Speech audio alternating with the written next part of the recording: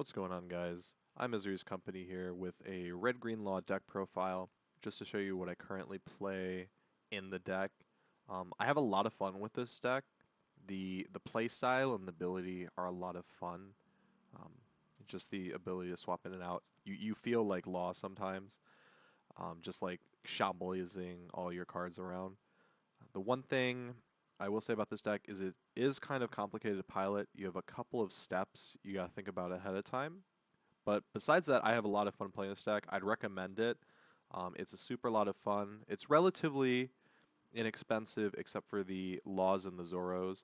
But besides that, everything else is pretty reasonable. So I'm going to start off with all the green side of cards I play. So I play, honestly, one of the best cards in this deck. So you play 4 Jewelry Bonnie. This card is really nice. It searches out all your supernovas. I don't see any reason to play less than 4 of it. This deck pretty much just wants to get 5 cards out on the board as soon as possible.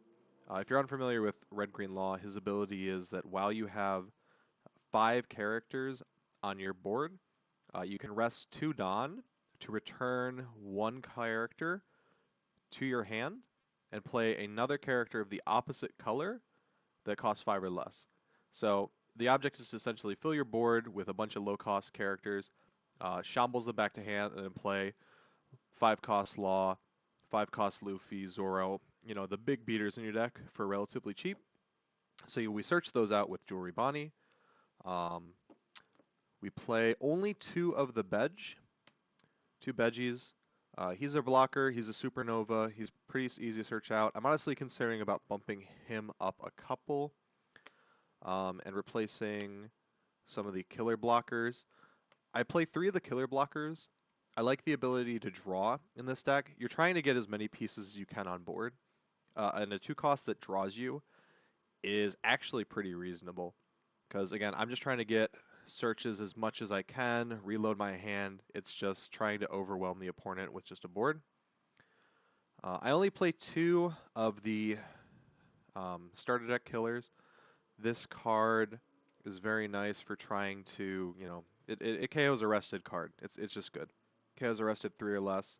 Sometimes you need that early removal against aggro decks, so you play 2 of those. I was playing 3 Neko Mamushis, but I swapped those out for 3 Izo. It does essentially the same thing as Neko Mamushi. It's a little bit more costly, but it's also a 2k counter. So I've enjoyed this. There have been times where I had Neko Mamushi, and I was not able to rest a character that's 4. I could only rest a 3 or less, so they had a 4 blocker like Bartholomew Kuma, and you can't rest that. So I've been really liking that swap out. The recent change I've made is playing the starter deck Law. I was a little bit iffy at first about playing him, but the fact that he's a counter and he has on play synergy with your red or your 5 cost Law that's a blocker and your 5 cost Luffy, just being able to restand and swing again for game, I found was really valuable. So I'm really glad that I'm playing him currently. Some people are only playing 3 of this. I really like Law, so I play 4 of him. So blocker Law on play lets you return any character to your hand to play 3 cost or less. So there are times where you have, for example, you're trying to go for game and Zoro in hand. You'll play a Zoro, you'll swing with the Zoro. You Trafalgar Law ability, return the Zoro to hand, play the 5 cost, return something different to hand, and replay the Zoro that you just added back to hand, so you get 2 5k swings in. That's a combo that I really like. He's really nice. Some people play him at 3, but the fact that he's a blocker and he just shuffles things back. There's other times where, for example, you have Nico Robin. You swing in with Nico Robin, and you want to save her for next turn. So you do the same thing. You Nico back to hand, play the Law, Shambles back a low cost like a Bonnie or one of the Namis, and play it so it's ready for next turn. Can't be attacked. I think this card's just great. It essentially restands characters most of the time. Next up, that's actually it for the green. Next up on our list for red, we play 4 Otamas. I've actually considered dropping this card down to 3. I like the ability to, minus 2k power from characters because it synergizes with the Robin I showed you guys, but we also play some Jet Pistols. She's also a 2k counter, which is really, really nice. It's just the times I use her on playability seems more towards like a a 3 count seems reasonable. But I've been seeing success with 4. I'm probably going to try out 3 later on in a different list. Next up on the red, we have the arguable blocker Chopper. We play the Chop more than Bedge because he's the Chop. That's really it.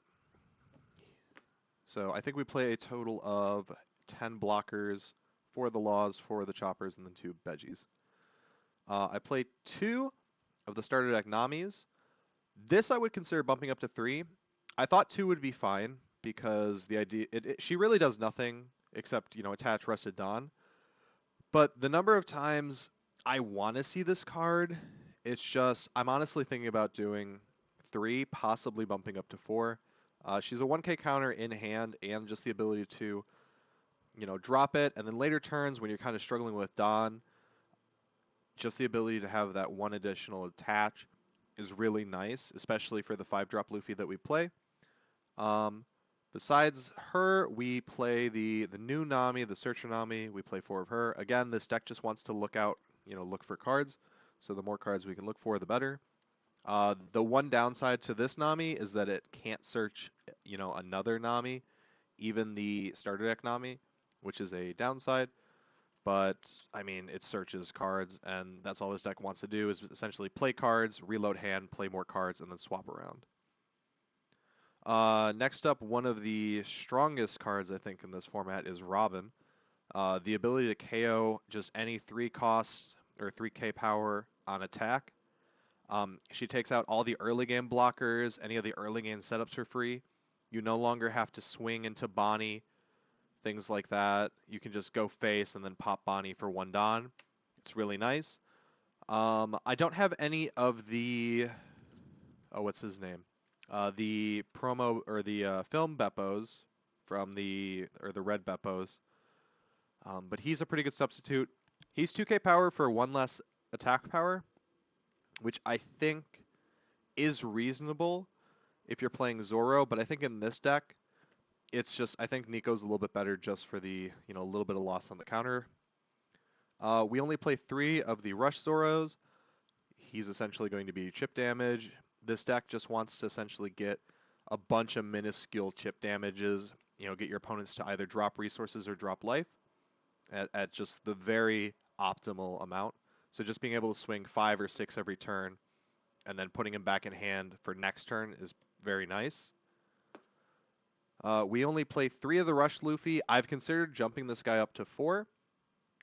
Just the ability to get around blocker is very nice. This deck has a little bit of an issue with the 8-drop kid. It's only a little bit because this is typically how you are answering that problem, is with the 5-cost Luffy. There is another one, but typically, I don't know, against the aggro decks or things like that, I drop it maybe a bit too early. But Radical Beam is the 1k counter I play. It does 2k power. This deck's just trying to survive long enough to be able to get its free value from the ability. So I think 3 of these are fine. Honestly, I could probably drop this down to 2 or 1 and still be okay. And then I play 3 Jet Pistols. This is the big body remover. This is honestly your answer to the 8-drop kid, this, and Otama. So you drop the 8 down to 6, and then you just hit it down with Jet Pistol. Overall, like I said, I've been loving this deck. It's a very fun deck to play and pilot. It's just a lot of fun. The one downside is, again, that it only has 4 life. It's just one of the few things. But besides that, it's honestly a really great deck. All right. And I will catch you guys. Thanks for stopping by. Let me know down in the comments what you would change or what you do differently. I've seen a couple of different lists that play Brook and things like that. So I'm really curious to see what you guys think and how you guys play this deck. Anyway, I'll catch you guys later in the next video. Bye-bye.